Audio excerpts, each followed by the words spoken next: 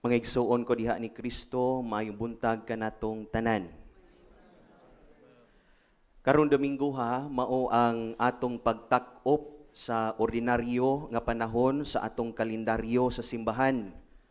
Ug mausab ang pag-abli nato sa bag-ong panahon, ang panahon sa Adbyento nga sugda nato sunod Domingo. Excited na ba mo? Kay magisgot gani tag Adbyento, dool na gyud ang Pasko. Excited ta kay nanapod tay madawat siguro nga mga pinaskuhan. Tinuod dili. Tinuod oy. Excited gani ni mga pare. Wita. Karon Domingo ha, atong gisaulog ang solemnidad sa Kristo nga hari o Christ the King Sunday. Pero sa dili pa ko mopatighog mga igsuon sa akong pamalandong, sanglit kay usa man ta kasimbahan unya adlaw Domingo, adlaw sa Ginoo, pwede atong i-greet ang matag usa, Happy Sunday. Unya ingnapod nga pahinumdumi ang imong tapad kay basig nakalimot pod ang imong tapad ba. Unya pwede pod nga imong ingnon ang pari, no?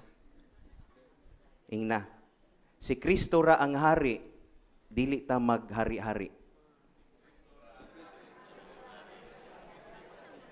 Kay musugotag sa dili, daghan baya gyud nato magpakahari. Atong tan-awon ang duha ka matang sa panglantaw sa pagkahari. Ang kalibutanon nga panglantaw ug ang Diosnon nga panglantaw. Kung moisgo taghari diha sa kalibutanon nga panglantaw, ang usa ka hari adunay una nindot ug matahom nga puloy-anan, dako ug nindot nga palasyo o gingharian. Unya ang maong hari adunay korona nga puno sa nagilak-gilak nga mga bulawan. Adunay mahalon nga kapa. Adunay daghan nga mga armas ug mga sundalo. Daghan usab siyag mga ginsakupan. Ang maong hari gamhanan nga pangulo. Laktod nga pagkasulti, buhong kaayo. This is how the world sees a king. Usa ka hari nga halangdon kaayo, anaa sa ibabaw ug layo sa mga tao.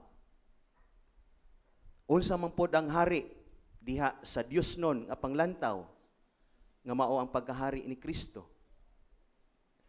Una, si Jesus diha sa libro ni San Juan, Kapitulo 18, versikulo 36, miingon, ang akong gingharian, dili iya niining kalibutana. Si Kristo, nga hari, walay nagilak-gilak nga korona, apan ang iyang korona, tunukon ug mga hait pa. Si Kristo, walay mga bulawan sa iyang mga kamot, apan anaa ang mga dagkong lansang. Ang trono ni Kristo, dili usa ka lugar o usa ka gingharian, kundi ang krus. Si Kristo, walay kapa nga mahalon, apan anaa ang kapa nga pula, baho, unya hugaw pa. Laktod nga pagkaistorya, ang pagkahari ni Kristo lahi kaayo sa pagkahari nga kalibutanon. First point, ang earthly kingship nagpasabot og royal highness. Layo sa mga tao, babaw sa mga tao tungod kay halangdon man siya kaayo. Ang earthly king maniguro sa iyang kaugalingon ug dili mutugot nga ang kaugalingon masakripisyo para lang sa mga tao. bahalag maglisod ug magantos ang mga sakop basta ang hari maayo lag kahimtang ug kanunay nga buhong. Bahalag maglisod ug mamatay ang mga ginsakupan basta ang hari kanunay gyud panalipdan. This is the highness of an earthly king. But for Christ, it is totally different. Because the highness of Christ is humility and belongingness. Unsa ganito? The highness of Christ is humility and belongingness. Ang pagkahari ni Kristo mao ang pagkaubos ug ang pag-uban sa mga kabos. Pagpakigsalo sa mga makasasala. Pagpangayo sa mga masakiton. The kingship of Christ is to be with and serve the people and not to be served. That is my first point. The highness of Christ is humility and belongingness. Second point. The dominion of Christ is our salvation. Usbonako. The dominion of Christ is our salvation. Ang pagkahari ni Kristo maoy atong kaluwasan. Nagdala og kaluwasan dinhi kanato. Hinumduman nato mga igsuon nga gisakop ni Kristo ang kalibutan dili pinaagi sa gidaghanon sa mga sundalo ug mga armas, kundi gisakop ni Kristo ang kalibutan pinaagi sa paghalad sa iyang kaugalingon didto sa krus. Si Kristo ra ang hari nga nagpas-an og bugat nga palas-unon nga mao ang atong mga kasalanan aron dili ta magantos sa kainit sa kalayo. Diba? Kasagaran magong hari ang papasanon sa ilang mga gipangpasan ang mga sulugoon.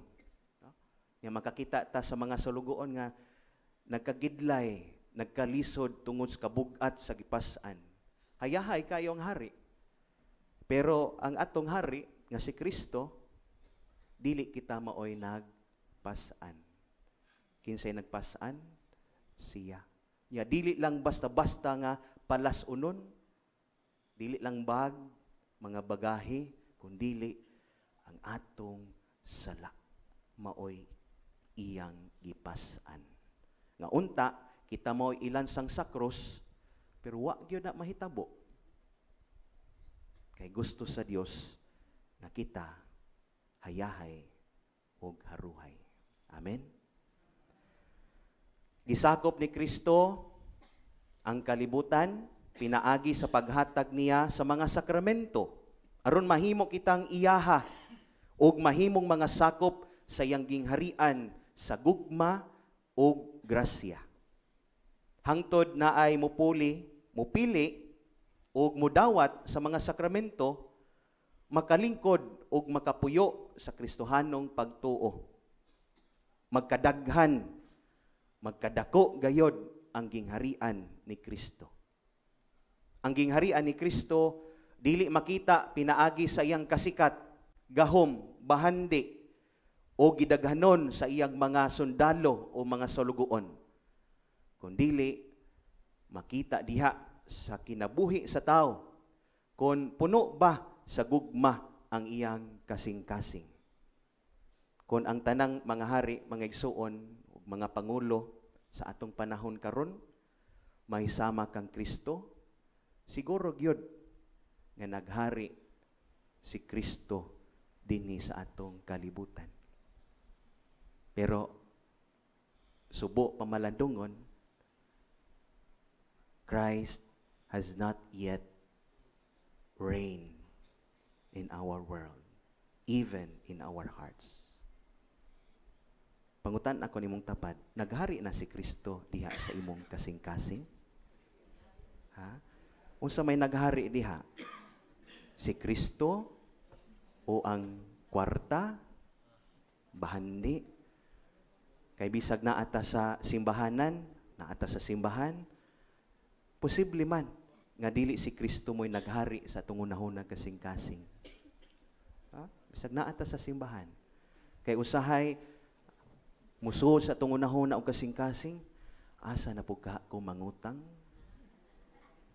Manakog utang ni kuan, di na niya ko pautangon, adto na sad ko ni kuan. Unsa kay kaunon namo? Asa kami manuroy, kahuman og simba, ato ba kag Ayala or SM? No? Kisa naghari? Si Kristo or ikaw? Tinuod di. Huh? That is my second point. Nga unta, the dominion of Christ must be our salvation. Kung maghari si Kristo, diha sa tungunahon og kasing-kasing, siguro gyud ang atong pag-angkon sa kaluwasan. Kay dili man ta isaag ni Kristo, dili ta niya dad-on sa hiwi nga dan. Dad-on ta niya, giyahan ta niya sa sakto nga dan. Katapusan nga punto. Christ's authority as king entails Christian charity. Isa to?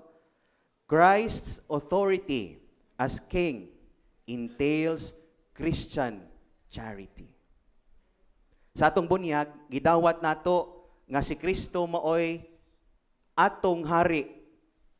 Gidawat nato nga atubangan ni Kristo, musunod ta niya ug mutuman ta niya. But again, I repeat, most of the time, ang atong gusto maoy kinahanglan masunod, kinahanglan tumanon, ug dili ang gusto sa Ginoo.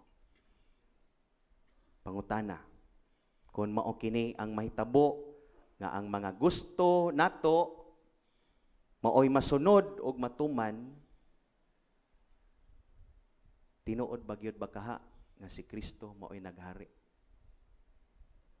Sa panahon nga ikaw ang gustong masunod, sa panahon nga wala ka mutagad sa imong tapad, sa panahon nga wala ka mupasaylo sa imong nakaaway o nagbungol gihapon mo hangtod karon, sa panahon nga wala ka muhigugma sa mga tao nga nagpalibot nimo, sa panahon nga wala ka mo respeto og mutahod sa imong isig ka tawo, sa panahon nga ikaw mibalos ug wa magpaubos, sa panahon nga ikaw naghinakog, nagdinalo, ug wala magpaambit sa mga tao nga walay ilaha,